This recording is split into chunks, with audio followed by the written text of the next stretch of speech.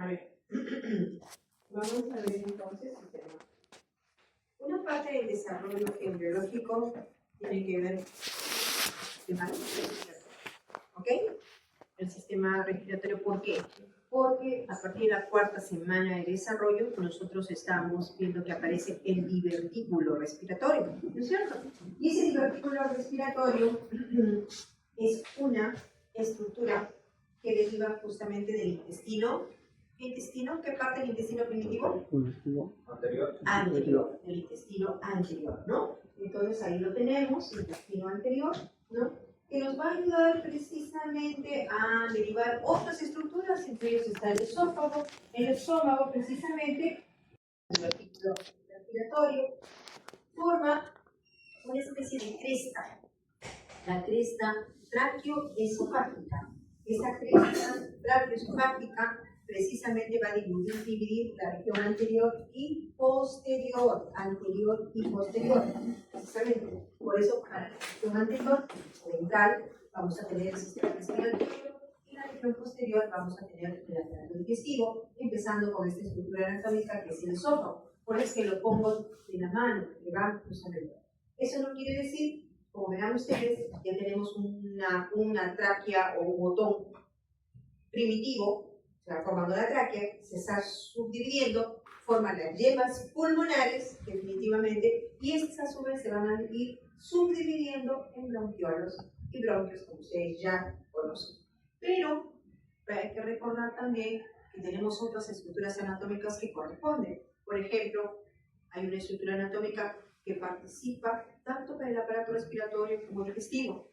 Tenemos en sí una faringe, ¿no? Recuerden que la faringe tiene una primera porción que se denomina nasofaringe, que viene para el proceso respiratorio. Otra estructura que es la orofaringe, que es para el aparato digestivo. Y una que es la linfofaringe, que va a los dos. ¿Es cierto? ¿Por qué? Porque ahí tenemos que ver justamente el desarrollo de los cartílagos de la laringe. No se olviden de eso, ¿ya? Ahí tenemos las bolsas faringeas, los arcos faringeos y las hendiduras faringeas que van a intervenir en el desarrollo tanto del músculo, del nervio y la estructura anatómica que corresponde a esta primera parte vía respiratoria. ¿Ven? Vamos a ver entonces. Y esto, una vez que se vaya produciendo la bifurcación, ¿no?, la segmentación, vamos a tener un proceso bastante amplio y complejo que es la maduración pulmonar. ¿No es cierto? La maduración pulmonar es muy importante. De acuerdo a la edad gestacional, nosotros podemos decir que tiene un pulmón maduro. Y si no, probablemente tengamos dificultades en el neonato, como un síndrome de dificultad respiratoria o distrés respiratorio, que definitivamente traería por consiguiente problemas de morbi-mortalidad, ¿no? Para eso tenemos la maduración pulmonar. Existen varios periodos. Desde la semana quinta hasta la semana 16ª, vamos a tener un periodo que se denomina pseudoglandular. ¿Qué es lo que va a haber en este periodo pseudoglandular? Se forman los bronquiolos terminales, pero no hay bronquiolo respiratorio. ¿Ok? Se forman los bronquiolos terminales, pero no hay bronquiolo respiratorio, no hay alveolos. Por lo tanto, un embrión de 6 semanas no tendría posibilidades, ¿no es cierto?, diagnósticas de sobrevivencia en el caso que tuviéramos, ¿no? Entonces, definitivamente es incompatible. Del periodo 16 o semana 16 hasta la 26ª, tenemos lo que se denomina periodo canalicular. Este periodo canalicular es cada bronquiolo terminal que ya había, se va subdividiendo, hasta formar algunos bronquiolos respiratorios. Todavía no son muchos, pero ya van formando bronquiolos respiratorios. A su vez, estos van a ir formando los conductos alveolares, que también son pocos. No son muchos todavía en esta etapa pseudo-canalicular. Luego tenemos de la semana 26ª hasta el nacimiento el periodo sacular o de sacos terminales. ¿Ahí qué hay? Ya tenemos sacos terminales, ¿no? por supuesto, ya aparecen los capilares. Los capilares, recuerden que los capilares sanguíneos o la membrana alveolo capilar es donde se produce ¿qué parte de la respiración? ¿Cambio gaseoso? El intercambio gaseoso que se llama perfusión tisular, ¿no es cierto? Difusión de gases y perfusión tisular. Entonces ya tenemos esa etapa que ya definitivamente es un periodo muy importante para el recién nacido. Y el periodo alveolar es casi simultáneo. Recuerden que esto es saco terminal de la 26 al nacimiento. El periodo alveolar viene de la 32 semanas u 8 meses de gestación hasta inclusive la infancia, 8 años de edad. Maduración pulmonar. Los alveolos maduros ya tienen mayor contacto de perfusión-difusión, salvo que tenga una enfermedad, el neonato, ¿no? De repente tiene una membranomegalina, de repente tiene un proceso obstructivo bronquial y eso dificulta un poco más el proceso de maduración. Pero tendría que tener factores de riesgo, ¿no? Pero pensemos en un recién nacido sano. Miren acá, este es un embrión de 8 semanas, ¿no? Miren, es un periodo pseudoglandular, es el bronquio. Hay bronquiolo terminal, no hay bronquiolo respiratorio, no hay sacos alveolares. Tenemos el periodo canalicular, que es un periodo más avanzado. Ahí sí, ya vamos a tener bronquiolo respiratorio. Miren ahí, miren ese epitelio que tiene ese bronquiolo respiratorio. Si ustedes ven, la lígula pulmonar está más lleno de bronquioles, ¿no? Ya van apareciendo. Otro periodo canalicular de 18 semanas. Tenemos ya bronquiolos. Ese bronquiolo que está en la parte superior es un corte transversal. El otro es un corte longitudinal, más larguitos, ¿no? Entonces ya tenemos bronquiolo respiratorio. Y acá, en el saco terminal, este es un feto, un periodo fetal de 26 semanas. Miren ustedes, ya tenemos bronquiolo respiratorio. Miren ese epitelio del bronquiolo respiratorio, es un epitelio púbico. Tenemos conducto alveolar y tenemos los sacos terminales.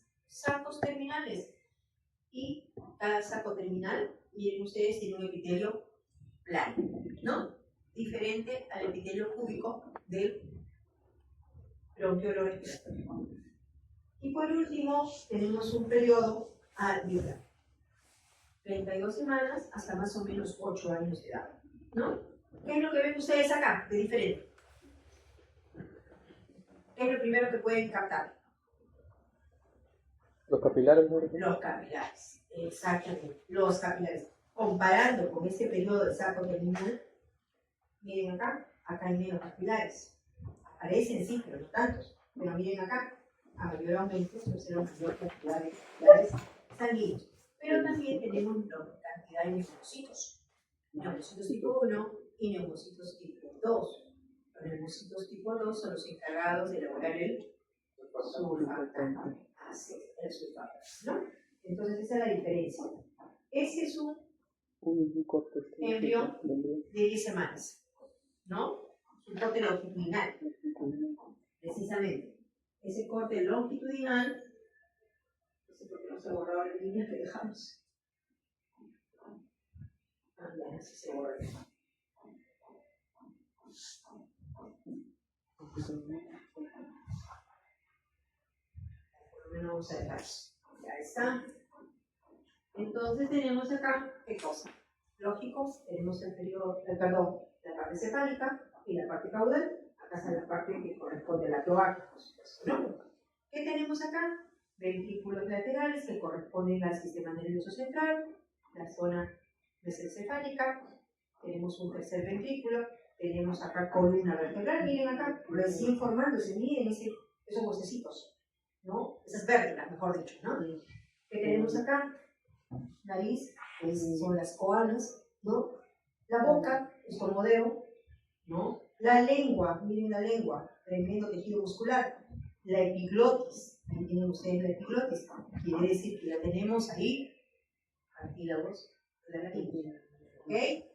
¿Qué tenemos acá? Corazón, tremendo corazón. ¿Y el pulmón dónde está? Acá pegadito. Aquí está el pulmón.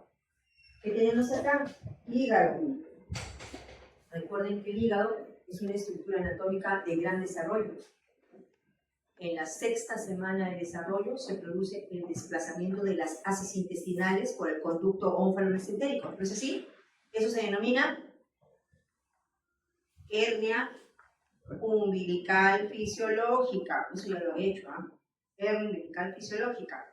Sexta semana de desarrollo, ¿no? Las haces intestinales salen hacia afuera. Todas las haces intestinales que ustedes ven acá, miren acá, se van hacia afuera, precisamente. Y eso se llama hernia umbilical fisiológica, ¿no es cierto? Debe regresionar, porque el hígado, como es tan grande, lo ha desplazado hacia afuera. Pero a la 10ª semana, o a la 12ª semana, vuelve a su lugar. Porque si no, tendríamos gastroquisis, ¿no? Todas las haces intestinales hacia afuera. Nosotros hemos nacido con gastroquisis. Entonces, ahí tenemos definitivamente nuestra cavidad abdominal. Eso es importante que lo tengamos. Esta parte final es la cloaca, futuro ano, precisamente, ¿no? Que lo vamos a ver. Nos pasamos a la otra lámina.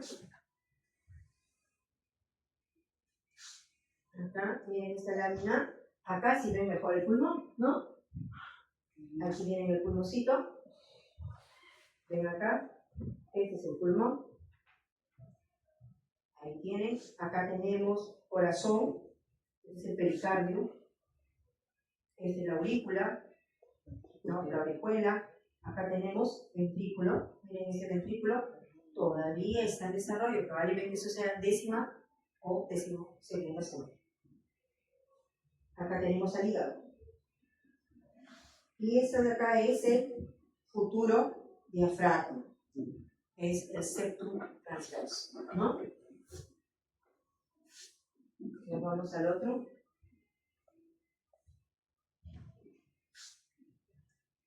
Acá tiene un corte transversal más bonito. La cavidad pleural, ¿no? Ahí tienen los dos pulmones. Miren esos dos pulmoncitos que tenemos acá. ¿En qué periodo estará ese pulmón? Vamos a ver lo más grande mejor. ¿Qué periodo será ese pulmón? Pseudoglandular, canalicular, alveolar o saco.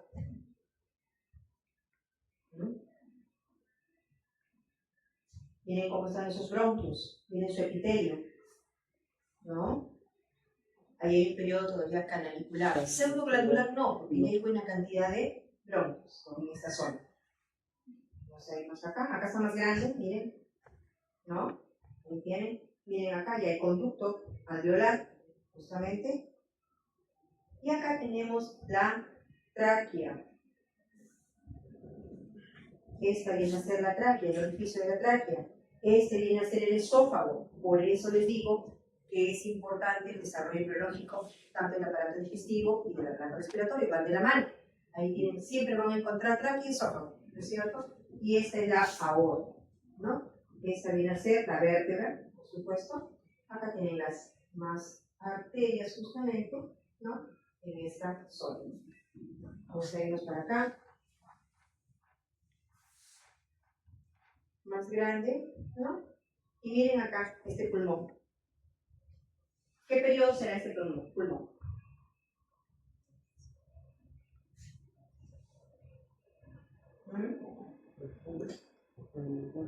¿Qué periodo será?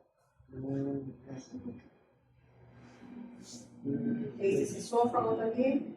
Esto viene a ser aorta. Esto es pulmón, por supuesto. Acá ya hay capilares sanguíneos inclusive. Miren acá, tienen sacos, inclusive. Acá, miren, es ahí. Voy a borrar esa parte de acá. ¿Ya ven? Ahí hay sacos. Miren, se lo pongo mucho acá. Hay saco alveolar. Todavía no es un periodo desaculado, porque todavía no hay muchos sacos. Pero sí pueden encontrar conductos capilares sanguíneos. Probablemente seguimos en periodo canalicular, pero un poco más desarrollado, ¿no? Recuerden que esto es hasta la 26ª semana.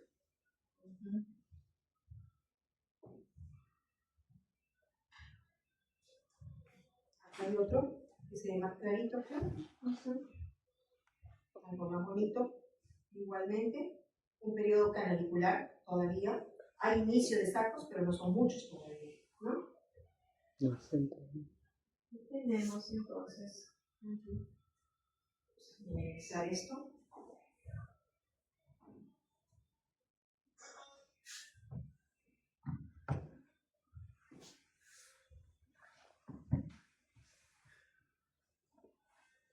Y acá vamos a ver un corte de tráquea, ¿no? ¿Qué vamos a ver? El cartílago, ¿no? Los anillos traqueales. ¿Han tocado ustedes los anillos traqueales cuando hay un sistema respiratorio? Son bastante duros. Recuerden que son cartílagos, ¿no? Vamos a encontrar condrocitos, ¿no? El epitelio de la tráquea, ¿no? Y el cartílago traqueal, vamos a encontrar un sinnúmero de células, pero hay que recordar que tiene un epitelio pseudoestratificado. Ahora, ¿cómo lo vamos a ver? Aquí. Miren ese epitelio, pseudoestratificado ciliado, ¿ok? Tiene cilios para poder desplazar el aire que ingresa por la vía respiratoria y permite que pueda seguir su camino. Recuerden que el aire que ingresa debe ser humidificado por nuestra mucosa nasal y a medida que va ingresando a la vía respiratoria va a permitir este epitelio ciliado desplazar. Tiene una capa mucosa, tiene una capa submucosa y tiene una adventicia. Esa capa mucosa va a encontrar usted el epitelio y la lámina propia. Mientras que en la capa submucosa se encuentra justamente la matriz, con la sustancia fundamental, donde están los condrocitos. Cada una de estas células que ustedes ven son los condrocitos porque son cartílagos, prácticamente. Y la capa que lo rodea está formada por peritoneo. Acá vamos a encontrar nosotros una muestra también de tráquea, pero a mayor aumento. Miren el epitelio pseudoestratificado ciliado. Le llaman pseudoestratificado no porque sea una célula encima de la otra, sino porque los núcleos de las células tienen diferente disposición, diferentes niveles. Da la apariencia de que hubiera varias células encima, pero no es así, sino que cada célula, su núcleo, pues arriba, abajo, derecha, izquierda, y aparentemente pareciera que hubiera varios niveles, pero es el epitelio pseudoestratificado. Aquí tenemos, se nota más, miren ustedes, ese epitelio tiene células cilíndricas, miren los cilios que están colocándose. Y estos núcleos son los que se disponen a diferente nivel. Acá tenemos también otra sección de tráqueas para ver a mayor aumento de los cilios. Las células caliciformes, hay que encontrar células caliciformes ahí. La membrana basal, parte del tejido conectivo y un punto importante, vamos a encontrar también glándulas con secreción mixta y con secreción serosa. ¿No es cierto? Porque recuerden que la tráquea tiene mucos, sino cómo se desplaza también el aire que ingresa. Y por otro lado, cuando tenemos un síndrome obstructivo bronquial, se va acumulando mayor cantidad de mucos, ¿no? Entonces, esta es la respuesta por la cantidad de glándulas que posee también. Y acá tenemos un corte de esófago para poder ver la diferencia del epitelio. Si antes teníamos un epitelio pseudoestratificado ciliado, acá vamos a tener un epitelio poliestratificado, plano, no queratinizado. ¿Qué significa eso? Miren ustedes acá, miren ese epitelio. Ahí sí vamos a encontrar células planas en diferentes niveles, por eso se dice poliestratificado. Miren acá su capa muscular inclusive, ¿no? Esta parte más externa, ahí la tienen capa muscular, todo eso es la capa muscular, todo eso viene a ser la mucosa, donde está el epitelio, y esta zona viene a ser la submucosa. Vamos a encontrar acá, este de acá es otro corte de esófago, miren el corte de esófago, ¿no?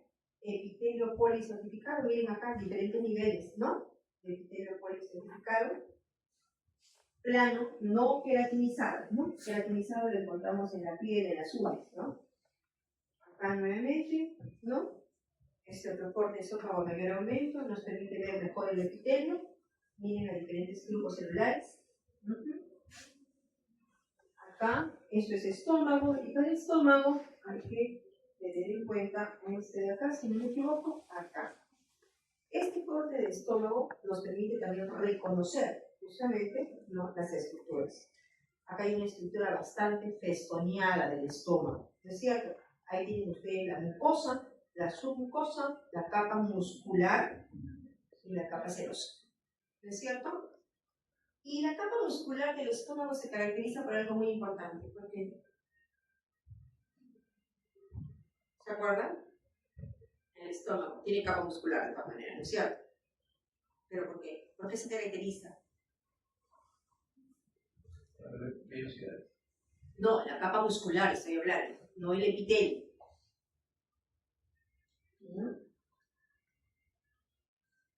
Tiene 3 tipos de fibras musculares. Son lisas, está bien, pero hay fibra longitudinal, fibra circular y fibra oblicua. Aquí hay componentes, 3 componentes que ahora les voy a mostrar también.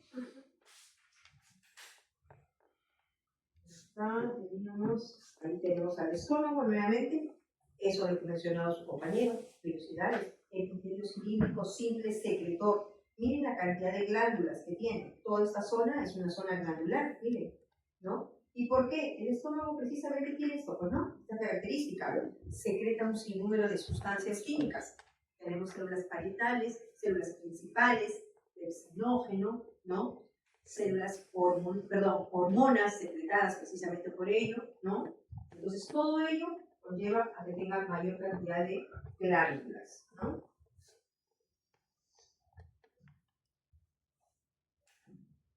Acá tenemos otro corte de estómago, ahí se ve el epitelio cilíndrico, miren, el epitelio cilíndrico, miren sus células, sus núcleos, perdón, están en la base, ¿no? Núcleo está y festoneado, como dice su compañero, ¿no? Células cilíndricas del estómago. A diferencia del intestino delgado, en el intestino delgado, ahí sí van a encontrar la gran cantidad de vellosidades intestinales, ¿no? Y se diferencia muy bien ahí, que lo vean. Ahí está, ese es el intestino delgado. Miren la característica que tiene, diferente estómago y esófago, ¿no? Entonces pueden observar ustedes, miren esos festones, ¿no? Son como dedos de guantes, digiformes, y forman las famosas vellosidades intestinales. ¿Por qué serán importantes las vellosidades intestinales? Y microvellosidades en el intestino delgado. ¿Cuál es la función principal del intestino delgado? Absorber los nutrientes. Nutrientes, exactamente, ¿no? Tiene la función principal de absorber los nutrientes para todo el organismo. Y precisamente este epitelio va a ayudar a esas grandes vellosidades intestinales que tiene. Acá realmente tiene este epitelio cilíndrico, ¿no? Es un epitelio cilíndrico y tiene abundantes células caliciformes. Ahora van a ver, acá vamos a encontrar el mayor aumento. Miren, ahí está la cantidad de vellosidades, ¿no? Y también células caliciformes. ¿Qué número será la vellosidad intestinal? ¿Cuál? El número 4. No, el 5, ¿ya? 5 4. El 5. 5. El 5 es la vellosidad intestinal. ¿Qué número será la glándula intestinal o cripta de Lieber?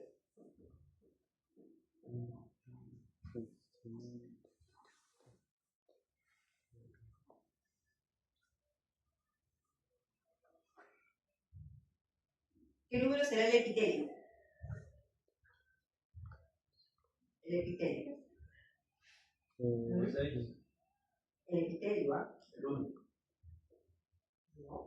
El 4, es el epitelio, ¿no? Porque la vellosidad la tienes en el 5, el epitelio es el 4. La glándula será el 1. Y la 3 es precisamente la lámina propia.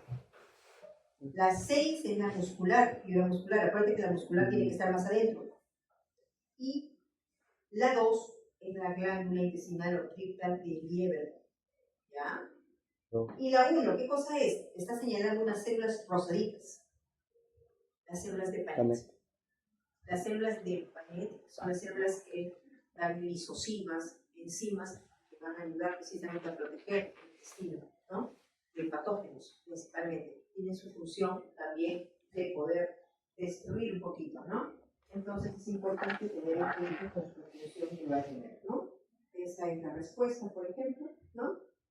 Y acá tenemos otro corte de intestino delgado, donde se observan las microvellosidades. Recuerden que hemos visto vellosidades de forma digiforme, pero tenemos que tener en cuenta la microvellosidad, que está bien cercana. Cada una de estas es una cripta de Lieber. ¿Y qué encontramos? Células caliciformes. Todas esas bolas transparentes o blanquitas son las células caliciformes. ¿Ok? Acá. Esta es una muestra de colon. Miren la diferencia de la muestra de colon con el intestino delgado.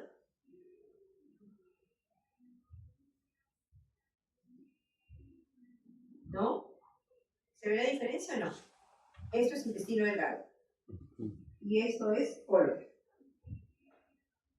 No hay vellosidades intestinales, no hay microvellosidades y tampoco tiene células de pared. Recuerden que la flora bacteriana del colon es la más potente, ¿no es cierto? Es más contaminada, precisamente porque ahí se elabora el bolo fecal, ¿no? La materia fecal. Se va formando, mejor dicho. Y su componente principal son células caliciformes, ahí un sistema glandular. ¿Cuál es la función principal del intestino grueso? Aparte de eso, Absorbe agua. agua y electrolitos. Exacto, para eso todavía tiene sistema glandular, ¿cierto? Y ahí tienen ustedes la gran cantidad de células caliciformes. Esta es otra muestra de colon, miren ustedes. Y acá tenemos las criptas de liebre. ¿No? Vamos a quitar esta parte.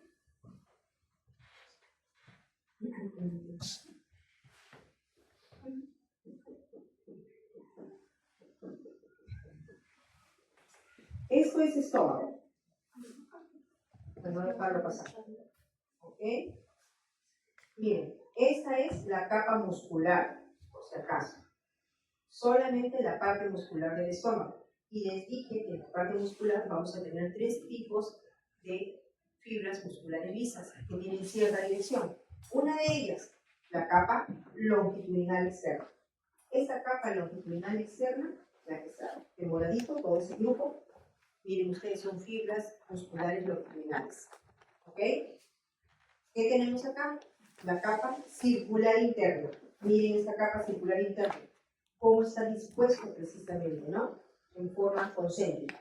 Circular interna, ¿no? Longitudinal externa, circular interna. Y por último, la capa oblicua. Todo ese componente rodeado de color verde es la capa oblicua. Son los tres tipos de grupos musculares en cuanto a dirección del estómago. ¿Y qué es lo que nosotros tenemos que tener? Plexo entérico. Recuerden que el sistema o la inervación del aparato digestivo tiene varios sistemas. Aparte del simpático y parasimpático, vamos a tener el plexo entérico nervioso, que es propio del aparato digestivo. ¿Qué vamos a encontrar nosotros ahí? El plexo submucoso de Meissner y el plexo mientérico de Auerbach. ¿Dónde se encuentra Auerbach?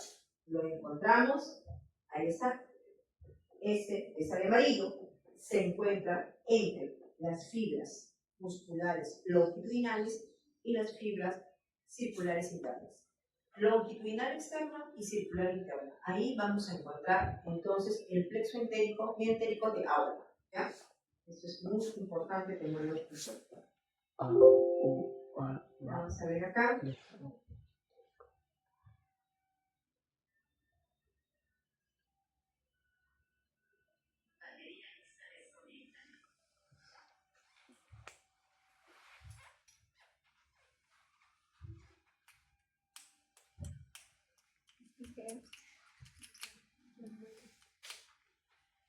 Nuevamente acá. Miren, la muestra del colon. ¿Ven? La gran cantidad diferente, como les digo, prácticamente, ¿no? No son vellosidades intestinales como el intestino delgado y piticorto, ¿no es cierto? Aquí vamos a encontrar también la gran cantidad. Acá ya están pintado de otro color las células caliciformes. Todas las moraditas son las células caliciformes. Esto es componente aquí. Ahí está. Todas esas son las células caliciformes, ¿no? Se van a encontrar. Tienen epitelio cilíndrico, ahí está, epitelio cilíndrico simple. Tienen microvellosidades también, ¿no? Esas son las microvellosidades, ¿no? Correspondientes. La parte más interna son las microvellosidades. Este que está pintado de verdecito, microvellosidades, ¿no? Esto es lo que podemos encontrar.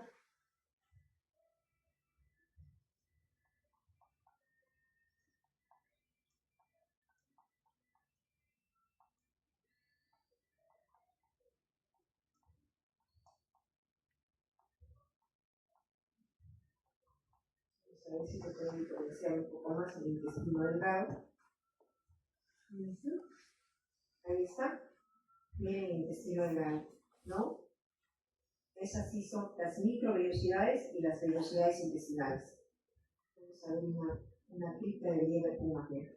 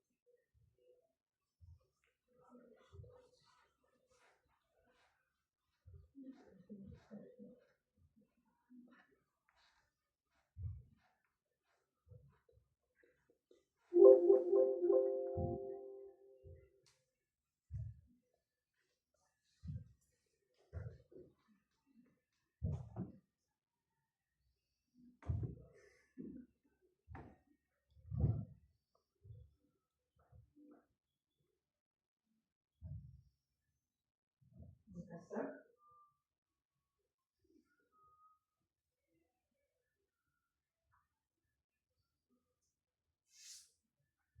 Criptas de Lieberkühn, miren ese corte. Esa es una cripta de Lieberkühn, un corte transversal y un corte longitudinal, ¿no?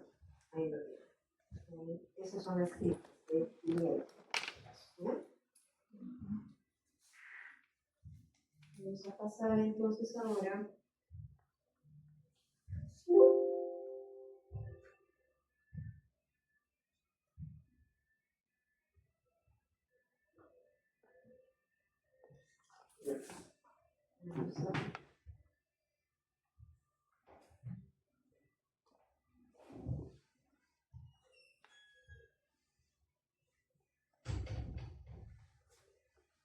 bien, como ya hemos visto la vez anterior, esófago y un poco de estómago también, estamos con algunas características.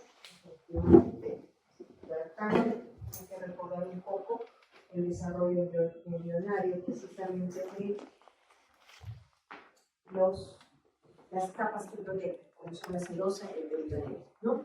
El peritoneo, en su desarrollo embriológico, definitivamente esa capa serosa va a tener una capa externa y una capa interna, formando lo que es el peritoneo visceral y el peritoneo parital. Entonces, vemos que no solamente al recubrir todos los órganos intraabdominales vamos a encontrar epiplo u omentos, vamos a encontrar mesenterio y vamos a encontrar ligamentos.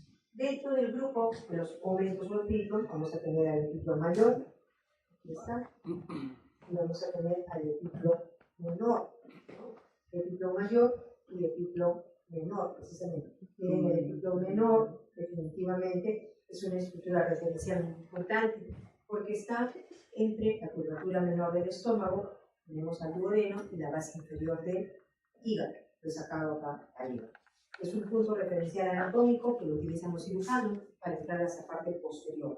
Vamos a quitar el epiplo menor, mayor, y ¿qué encontramos? Lo que se denomina el mesenterio o mesocolio, ¿no? Que también es otra estructura importantísima que va a rodear a estos órganos intraabdominales, considerando precisamente aquellos que son retroperitoneales y intraperitoneales. Como ven ustedes, tenemos al colon transverso, al yeyuno y parte del niño son intraperitoneales. La pared del estómago, el estómago también es intraperitoneal, ¿no? Vesícula también es intraperitoneal, igualmente que el hígado, que es otra estructura intraperitoneal.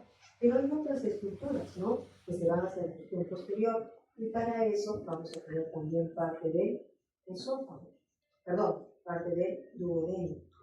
Ahí vamos a tener en cuenta el duodeno, solamente la porción superior que se ve acá.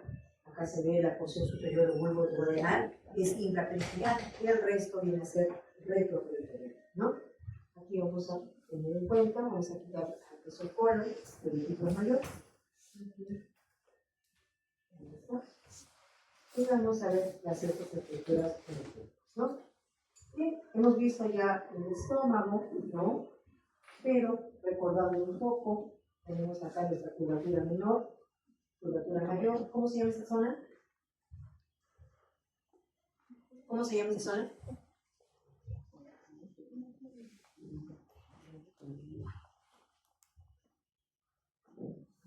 Y esta zona acá, ¿cómo se llama? Cuerpo del estómago. ¿Y esta de acá? Fondo del estómago. Fondo del estómago. ¿Qué les pasa, chicos? El cardias es la comunicación entre el esófago y el estómago, ¿es cierto? Por supuesto que también no debemos dejar de lado que hay un esfínter, que es el esfínter esofágico inferior, ¿no? El esfínter esofágico inferior está precisamente en el esófago, inclusive está un poquito más arriba, el esfínter esofágico inferior, ¿ya? Entonces tenemos ahí precisamente esta estructura. Acá vamos a tener la vesícula, que es un órgano de almacenaje, bolsa, que permite ¿qué cosa? Precisamente almacenar los pigmentos o jugos biliares, ¿no? Pigmentos o jugos biliares correspondientes, ¿no? Aquí vamos a tener también parte de la estructura, ¿no? Esta zona se llama fondo, esta zona se llama cuerpo, esto es un cuellito, y la parte final, algo que le ponen infundible. Y acá voy a tener precisamente el conducto cístico. Ahí tengo el conducto cístico que se encarga precisamente de dirigir o desplazar a los jugos biliares que se han ido almacenando, ¿no es cierto? Pero veamos primero otro punto también que no hay que olvidar, que sirve como puntos referenciales, es el ángulo que se forma acá, ¿no? Ángulo, algunos lo llaman escotadura, ¿no? Del cardias, ¿no? Escotadura del cardias, ¿no? Y acá hay otro, que es la escotadura angular, ¿no? Uno es el cardias y otro es el angular. El angular está entre justamente el canto pilórico y el estómago, cuerpo del estómago, ¿no? Vamos a quitar la vesícula. Mira.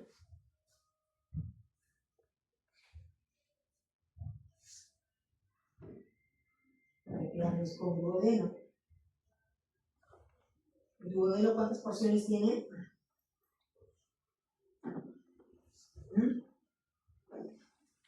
¿El duodeno cuántas porciones tiene? ¿Cuántas porciones tiene el duodeno? ¿No? Chicos, ¿cuántas porciones tiene el duodeno? Dos, ¿no? Cuatro. Una primera porción, una segunda porción, una tercera porción y una cuarta porción. ¿Qué pasa? ¿Por qué no se ubican? ¿Están con sueño? Bulbo duodenal, la porción descendente, la porción horizontal y la porción ascendente. ¿Ok? Son las cuatro porciones que tiene el duodeno. Ahí está. Entonces, vamos a repasar eso, por favor. Acá tienen ustedes esta. ¿Cuánto mide el duodeno? 7 metros. No, el duodeno. 25 centímetros. 25 centímetros aproximadamente. Exactamente. 25 centímetros aproximadamente.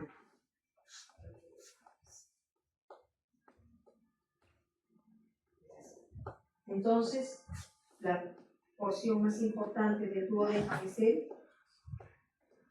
porción del duodeno es la más importante? La primera porción. No, la primera parte. La segunda La porción. segunda porción. ¿No? Porque la segunda porción se encuentra precisamente, ¿no? Los conductos. La desembocadura de los conductos, ¿no? Desembocadura de los conductos. Acá tenemos al colédoco y tenemos al conducto pancreático principal o también denominado de Wilson, ¿no? Ambos conductos. Desembocan. ¿En dónde desembocan? ampolla de Barr. En la ampolla de Barr, perfecto, o también denominada papila duodenal mayor. Pero el páncreas tiene otra también desembocadura que va directo al duodeno, a la segunda porción, no llega a la ampolla de Barr. Y esto se denomina la papila duodenal menor, ¿no? Es el conducto accesorio o de Santorini, también, ¿no? Ahí tienen ustedes el conducto accesorio o de Santorini, exactamente. ¿Qué más tenemos? Vamos a quitar el duodeno. ¿Cuál es la función principal que tiene el intestino delgado?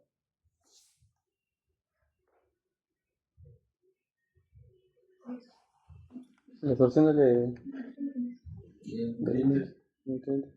Intestino delgado. ¿Cuál? ¿Cuál es la función principal? La absorción de nutrientes. Absorción de nutrientes. Así es, absorción de nutrientes. Todo el componente del bolo alimenticio que se encuentra en el estómago,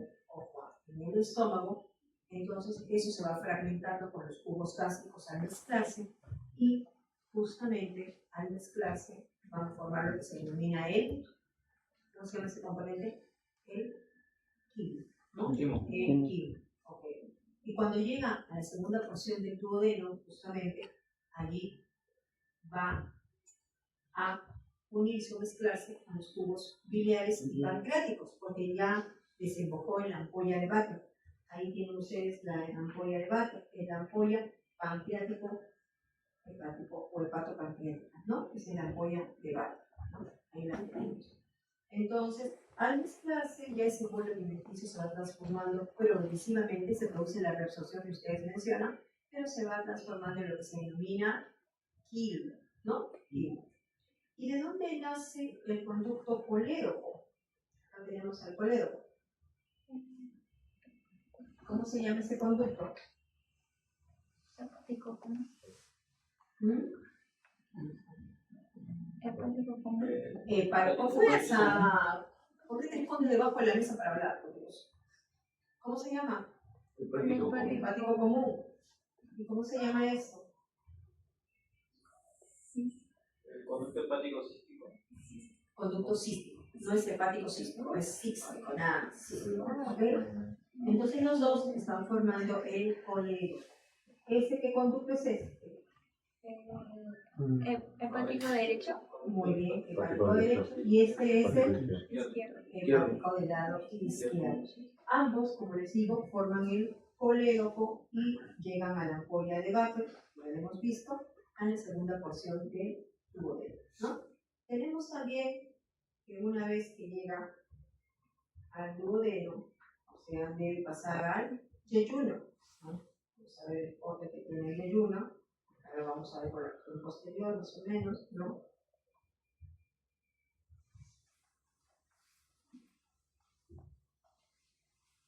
El yeyuno, miren los pliegues que tiene el yeyuno. Recuerden que el duodeno y el yeyuno, ¿hemos visto qué es lo que tiene histológicamente? Es más rugoso, ¿no? Tiene. ¿Cómo se llama? Lo que hemos visto hace un momento. Vellosidades intestinales. Esas vellosidades están formando sus pliegues. ¿Se dan cuenta? Miren esos pliegues que tienen. Acá tenemos al yeyuno. Y el yeyuno, ¿qué parte de los cuadrantes abdominales se encuentra?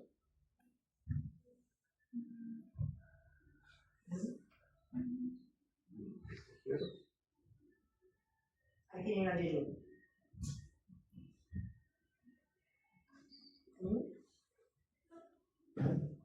¿Qué parte de los cuadrantes?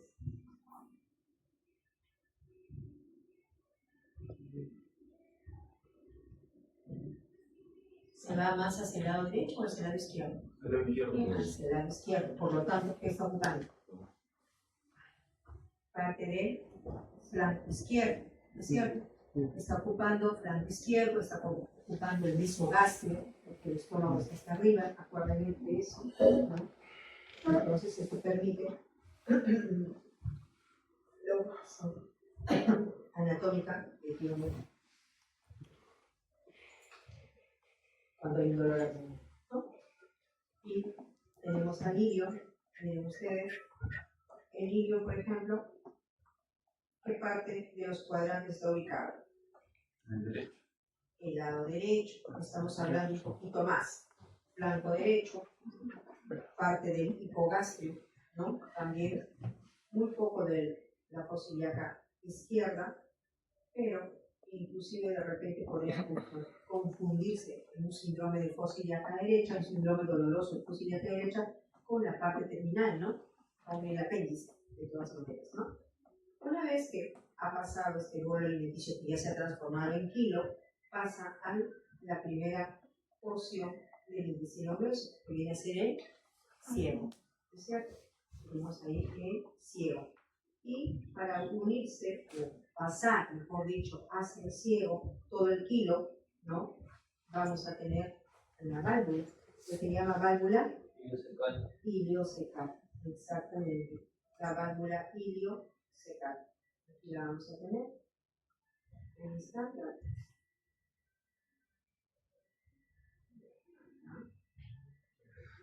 Ahí está, como si fuera una ranurita, ¿no? Una colita, ¿no? Acá.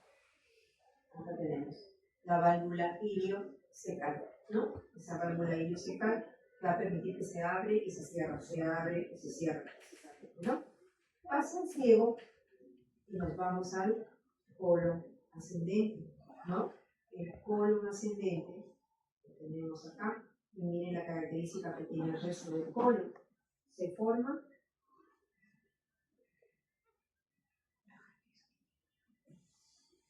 ¿cómo se llama esto?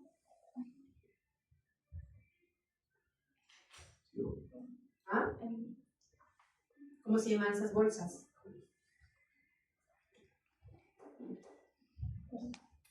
Esas son las austras.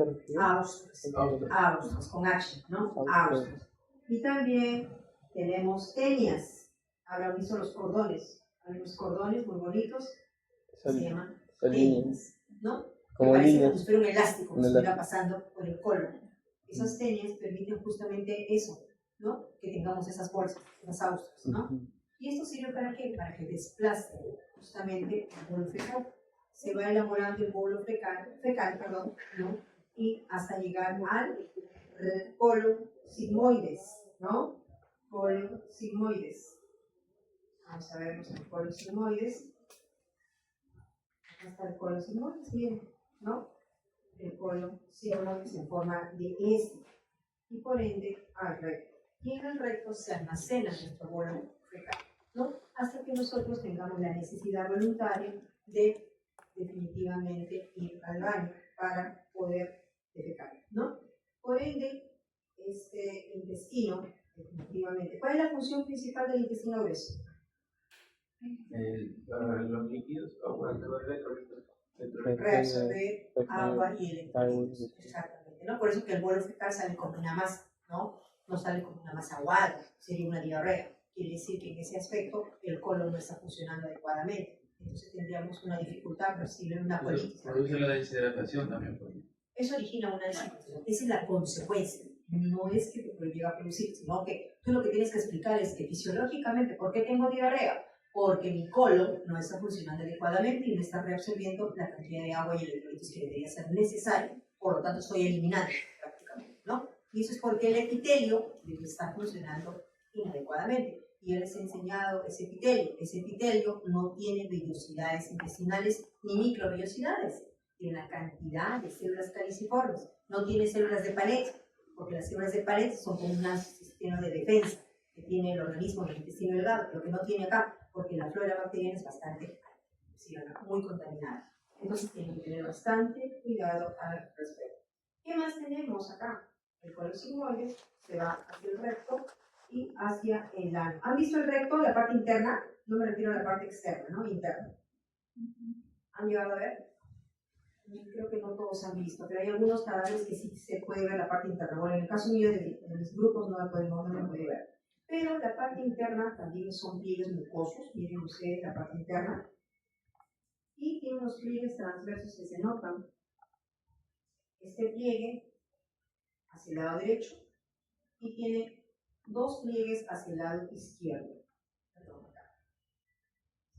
¿No? Un pliegue tipo angular hacia el lado derecho y dos pliegues hacia el lado izquierdo. Y acá, en la unión recto anal, donde deberíamos tener la línea dentada, ¿no? Que no creo que lo hayan visto de todas maneras, una línea dentada, ¿no?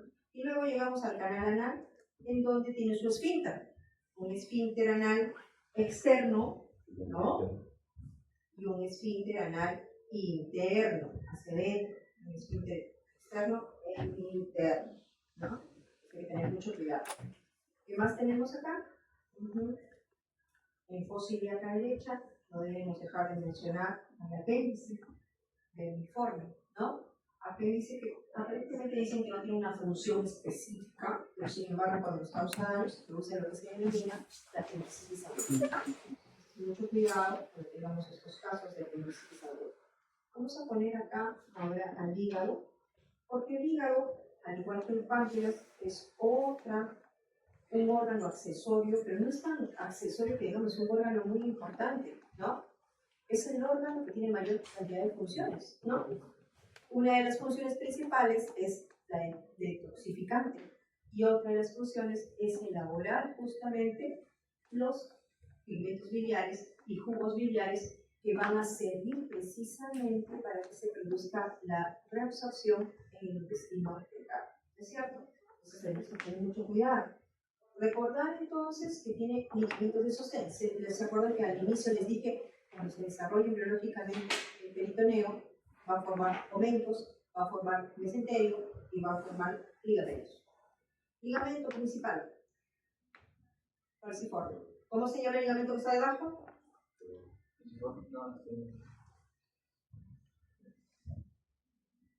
Ligamento falciforme. ¿Cómo se llama ese ligamento? Ligamento Redondo del hígado. redondo, ligamento redondo, ¿no? El ligamento redondo es el vestigio de qué?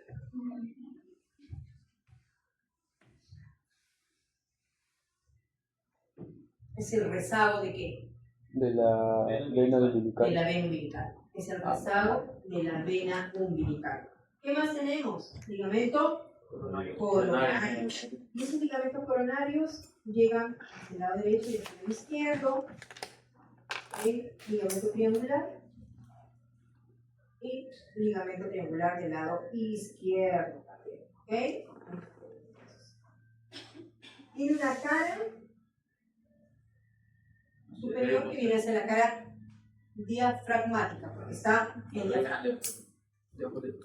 Y tiene una cara visceral, porque está justamente con vísceras en relación. Vamos a quitar todas esas vísceras también.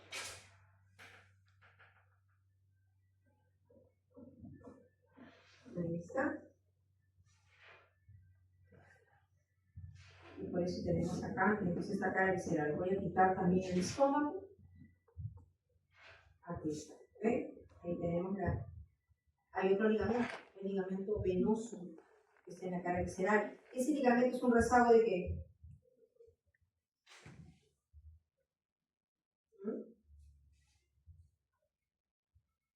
Rezago del conducto venoso también, ¿no? Rezago del conducto venoso. Tiene lóbulos, ¿no? ¿Qué lóbulo es este? Lóbulo hepático izquierdo. Izquierdo. ¿Este de acá? Hepático derecho. Muy bien. Nos vamos a la cara posterior, esta es la cara anterior.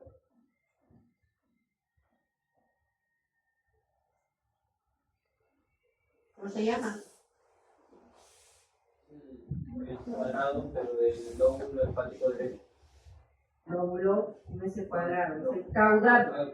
Caudado, ahí está el caudado. Doctora, en esa parte, en el anfiteatro, yo se lo mencioné al doctor y él me dijo que en realidad solo son 2 lóbulos y que los otros tendrían a ser lobulillos del lóbulo derecho. ¿Quién te dijo eso, el doctor Quiñones? El doctor Donaire. Con aire.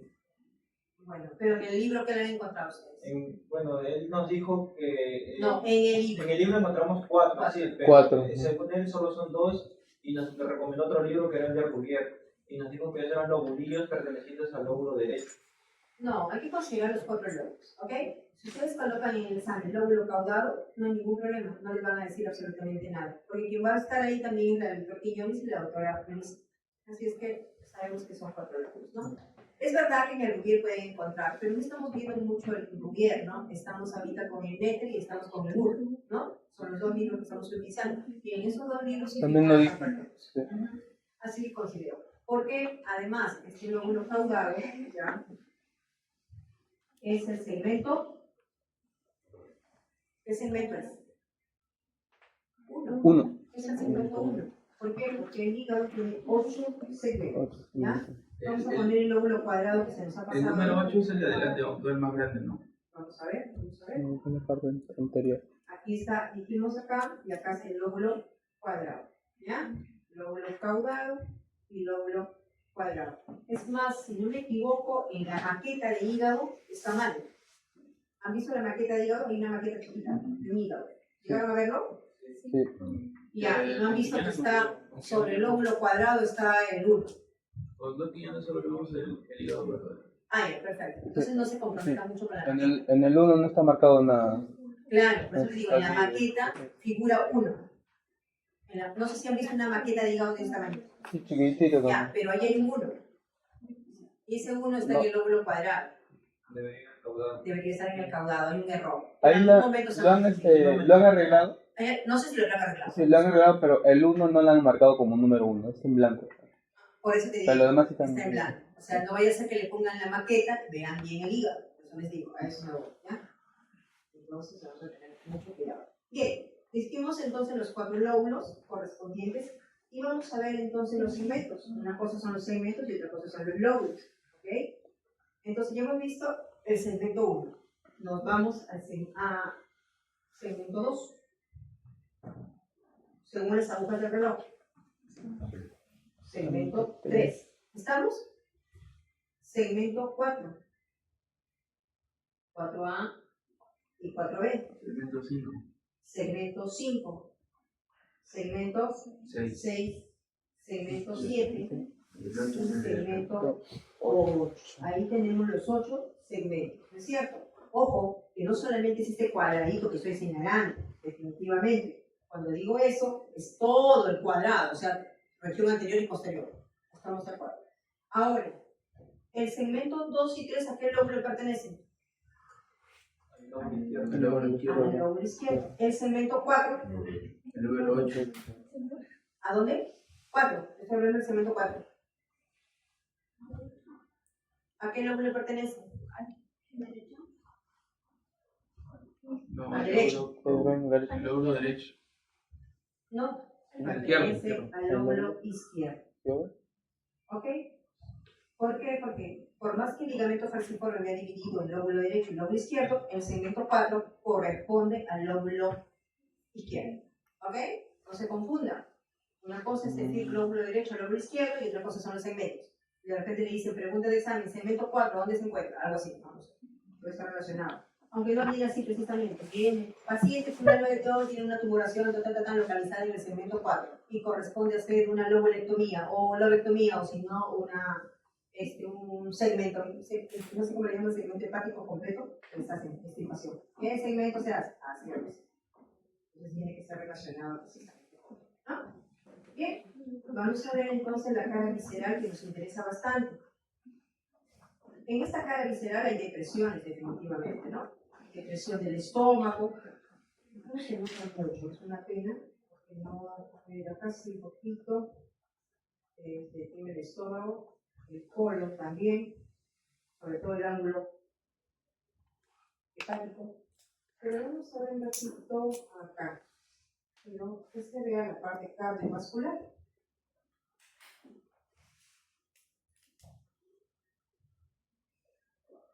Una mejora de eso. Venas deltoides, arterias del interior superior,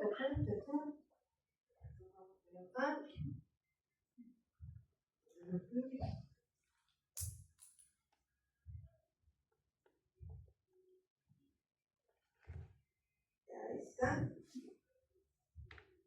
Vamos a irnos a lo que es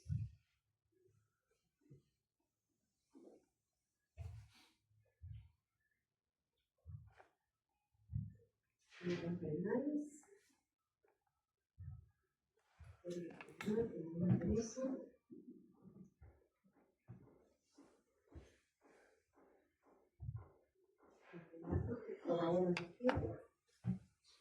Para quedar sobre la cruz. Bien, ¿qué tengo acá atrás? La aorta. ¿Acá va? No, la aorta. Ah, no. Esa es la aorta, la aorta. La vena acá es esta que está acá, por si acaso, no se confunda, la aorta. Esa es la. Ya. La aorta también perfora el músculo diafragma. Recuerden que está en la región posterior. Primero tenemos la perforación del esófago, que se forma el hiato esofágico, la perforación de la vena cava también, ¿no? De la vena cava, que también forma su hiato, y la aorta abdominal, ¿no? Esta aorta abdominal va a tener varias ramas que van a irrigar los órganos abdominales.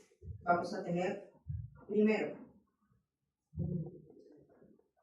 el tronco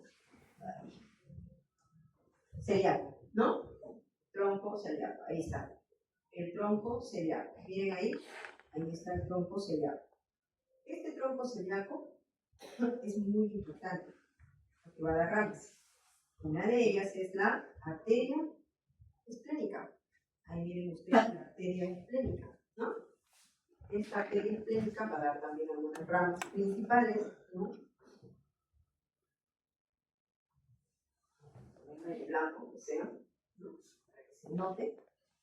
Luego tenemos otra arteria, que es la arteria, ¿cuál es la otra arteria? Hepática común, ¿no? La arteria hepática común. Vamos a titularla.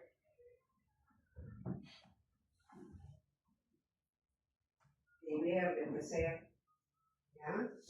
Y por último, vamos a tener otra arteria, la arteria gástrica izquierda. ¿Ya? La arteria gástrica izquierda. Que también, las tres son las tres arterias principales, ¿no? Del tronco celíaco. ¿Ok? Ahí tienen sus tres arterias. Esas tres arterias son las que van a dar ramas, principalmente bien para la gran mayoría de las estructuras que corresponden. Ahora sí voy a quitar a mano, ¿ya? Para que se pueda visualizar mejor. Ahí lo ven. Ahí tenemos nuestras ramas. ¿Qué otra rama tenemos? La mesentérica superior. Miren ustedes a la mesentérica superior. La mesentérica superior es otra rama que viene de la. Vamos a ponerla de verde, ¿ya? La mesentérica superior que viene de la aorta abdominal. Y hay otra rama más, que seguro que en el anfiteatro sí no se puede ver, ¿no? Pero el tronco celíaco sí se ve, está rotito, pero sí se ve. Y acá tenemos otra rama que es la mesentérica inferior, ¿no? Todo ello, sobre todo la mesentérica inferior, va a dar ramas precisamente para la pelvis, ¿no?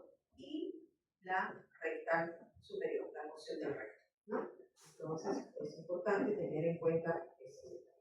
Bien, primero vayamos por el tronco celíaco. El tronco celíaco, ¿no? Ya les he dicho, arteria esplénica, ¿no? Y tenemos la arteria gástrica izquierda. La arteria gástrica izquierda, acá la tienen ustedes, va a dar primeramente la gástrica, perdón, ahí está, dice anastomosa, sí, pero no es esa. Ya, esta es la gástrica izquierda que se va a ir a la curvatura menor del estómago, ¿ya? Pero la hepática común tiene ramas. Una de ellas es precisamente, acá tenemos, acá, la hepática propia. Y la hepática propia, así se llama, tiene la arteria hepática izquierda y la arteria hepática derecha. O sea, primero tenemos hepática común, luego tenemos hepática propia y luego tenemos hepática izquierda y al lado derecho, ¿no? Irriga el hígado, justamente. Y otra cosa me va a dar la arteria hepática propia, que es la propia, me va a dar una rama que se denomina la gástrica derecha. Y la gástrica derecha con la gástrica izquierda que salió del tronco celíaco se anastomosa para la curvatura menor, ¿no? Porque de ahí se ve la curvatura menor, ¿no? Ahí lo tienen entonces. ¿Qué otra rama más voy a tener? Estoy todavía en hepática propia, me da otra rama que es la gastroduodenal. La gastroduodenal. Quiere decir que también se va para el antro pilórico porque está yendo hacia el lado derecho. Miren, ubíquense anatómicamente. Para el lado derecho, ¿no es cierto? Y para el duodeno. Para el duodeno. Pero esta gastroduodenal se divide en gastrohemiploica derecha, ahí está, o también gastroomental. Y la otra rama se denomina, ahí está, pancreato duodenal anterosuperior. ¿No? Ahí ya están, como su nombre lo indica, pancreático duodenal, páncreas y duodeno. Y la gastrohemiploica derecha se está yendo a la curvatura mayor, a la curvatura mayor, ¿no? Entonces ya tenemos prácticamente, miren, todas las ramas que están saliendo precisamente, ¿no? De la hepática propia, ¿no? La hepática propia está dando la gástrica derecha, está dando también, tenemos acá la gastroduodenal, y la gastroduodenal se divide en gastrohemiploica derecha y se divide en precisamente la pancreato duodenal anterosuperior. Pero veamos qué sucede con la esplénica. Ahí tenemos a la esplénica.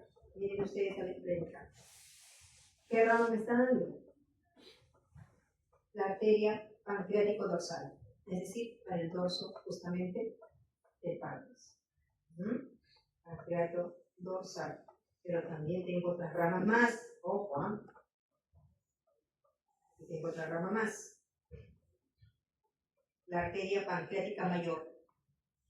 Todos son de la arteria esplénica. ¿Ok? Pero tengo otra rama más, que es la arteria pancreática inferior. Casi todas de la arteria esplénica van a ir para el páncreas, para la cola y el cuerpo del páncreas. En cambio, la otra pancreato duodenal es prácticamente para la cabeza, ¿no? Por eso es que depende de la ubicación. Ahí ya tenemos a esta. Y miren acá, tenemos todavía una rama bastante gruesa, es esta, la gastrohemiploica izquierda. ¿Se acuerdan que salió la gastrohemiploica derecha? Ahora tenemos la izquierda, que va para la curvatura mayor. Ahí tenemos, para la curvatura mayor. Se anastomosa con la gastrohemiploica del lado derecho, que nació, ya les dije, de la gastroduodenal, y la gastroduodenal sale de la hepática propia. ¿Ok? Entonces ahí se completa prácticamente el círculo. Y por último, vamos a tener acá, acá. Ahí, la rama más que no la he visto, pero sí. La pancreático dorsal, la pancreático inferior, ahí. Acá tengo que tener la mesentérica superior.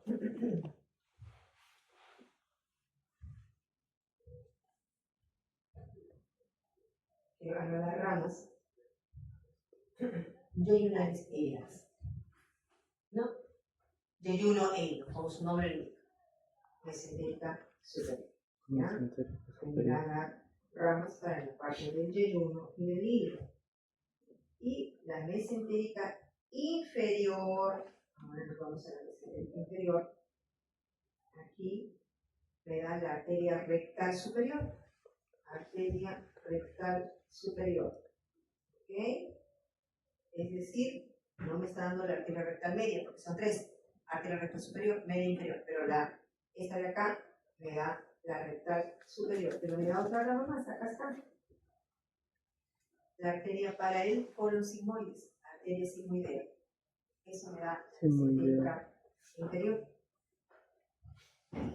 A su vez, miren lo que me da la mesentérica inferior. La arteria marginal. La arteria marginal que va a ir para todo el colon. Esa es la arteria marginal. Al margen de todo el colon hay una arteria que sí lo han visto, deben haber visto en el colon, porque sí se ve, está rotita, pero se ve. Es la arteria marginal. La arteria marginal del pulmón, ¿no? Entonces todo eso es justamente de la mesentérica. Y miren las ramas que tiene la arteria marginal, precisamente para casi una de las austas, ¿no?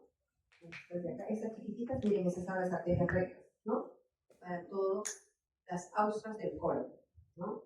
La arteria marginal o arteria de Drummond, ¿no es cierto? Entonces teníamos acá, esa es toda la arteria marginal que viene precisamente de esta zona.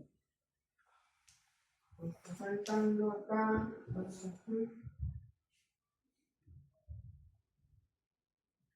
A ver. Acá está. Arteria cólica. ¿Dónde está la arteria cólica? Acá está la arteria cólica. La cólica media. Me olvidaba. Miren, la arteria cólica media nace de la mesentérica superior. Ahí está la arteria cólica media, mesentérica superior. Aparte de las lunares e iliares, tenemos la arteria cólica media. ¿Ah? Ajá. Bastante enmarañado. Aquí tengo la arteria cólica derecha. ¿Ya? Y también de la mesentérica superior, ¿no? La arteria cólica media de la arteria, ahí está, arteria cólica media y la arteria cólica derecha, ¿ok? Y tenemos las tres, perdón. Todavía me falta la otra arteria cólica izquierda. Ahí está. ¿Y de dónde nace la cólica izquierda? De la mesentérica inferior. La mesentérica superior me da la cólica derecha y la cólica media. Y la inferior sale de la mesentérica inferior. ¿Ya? Entonces ahí tenemos prácticamente parte de todas nuestras. Acá nos falta una arteria iliocólica también que va para parte del colon y del ilio. Acá. Iliocólica. Esta de acá. Esta es la arteria iliocólica, que también nace de la mesentérica inferior. ¿Ok? Entonces tenemos la cólica izquierda y la iliocólica y la rectal superior. No se olviden de eso. Hemos dicho la rectal superior. Y la cólica izquierda y la rectal superior de la mesentérica inferior. Mientras que la cólica media y la cólica derecha salen de la mesentérica superior junto con las lunares y las iliares. ¿Ok? ¿Y qué hacemos con el sistema nervioso? Perdón, algo que me olvidaba, la vena. Arterias, vamos a ir a venas. Ya está. ¿Qué es lo importante acá en vena? El sistema porta, definitivamente. Acá tenemos la porta hepática, por supuesto, ¿no? La porta hepática que va para los dos lóbulos correspondientes, tanto el lóbulo derecho como el lóbulo izquierdo. Pero también tenemos venas hepáticas, la vena hepática media, la vena hepática izquierda y la vena hepática derecha, las tres. Acá está la otra, ahí está, derecha, media e izquierda. ¿Dónde desemboca? En la vena cava inferior. Y el sistema porta hepático es un sistema muy importante también, porque forma la triada, justamente. ¿Ahí quién desemboca? La mesentérica superior y tenemos a la vena, la esplénica.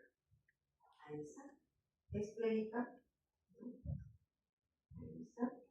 Porta hepática. Y la triada portal se forma por la arteria hepática, la vena porta y el conducto hepático. ¿No es cierto? El conducto hepático. Esos tres van a encontrarse en todos los lobulillos hepáticos a nivel de los sinusoides, ¿no? Eso es lo que se denomina la triada portal. Y por último, tenemos el sistema nervioso. Me interesa más que los plexos. Aquí quitamos esto.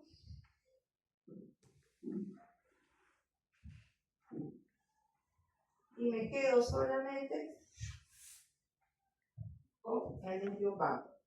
El décimo paracraneal comanda el sistema parasimpático a nivel abdominal, ¿no es cierto?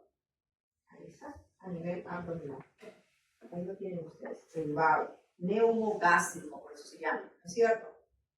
Creo que todavía le llaman externo, neumogástrico, algo así, ¿no? Porque viene de acá, justo viene del tronco encefálico, ¿no es cierto?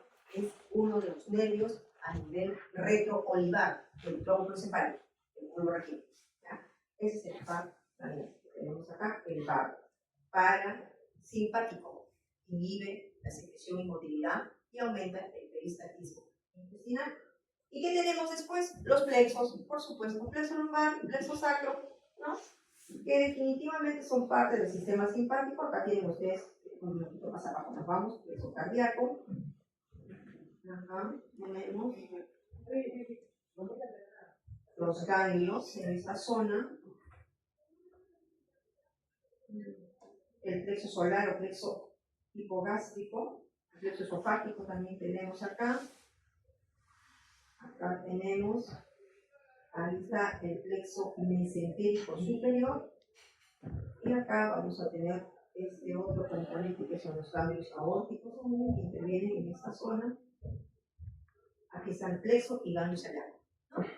Todo eso son nervios espinales formando plexos de las raíces nerviosas lumbares y sacras, ¿no? Entonces eso es cuando hablamos nosotros de estos ramos que van del plexo nervioso. Y no se olviden del plexo entérico nervioso que hemos visto, ¿no es cierto? Ese plexo entérico es propio del aparato digestivo. Plexo entérico de Auerbach y plexo de Meissner. Un mucoso de Meissner y plexo entérico de Auerbach. Bien, hasta aquí nos quedamos, chicos. Todo esto entra al examen. Voy a pasar al delegado las diapositivas que hemos visto el día de hoy. Delegado, por favor, estar atento cuando le envíe. Voy a